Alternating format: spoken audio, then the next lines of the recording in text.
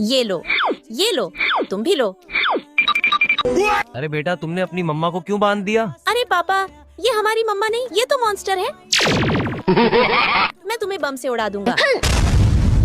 अरे बेटा, मैं तो तुम्हारी असली मम्मा हूँ, तूने मुझे क्यों बांध दिया? तुम मेरी मम्मी कभी नहीं हो सकती, क्योंकि तुम्हारे पीछे पूंछ लगा है। मैं तुम्हें भी बम से उड़ा दूंगा।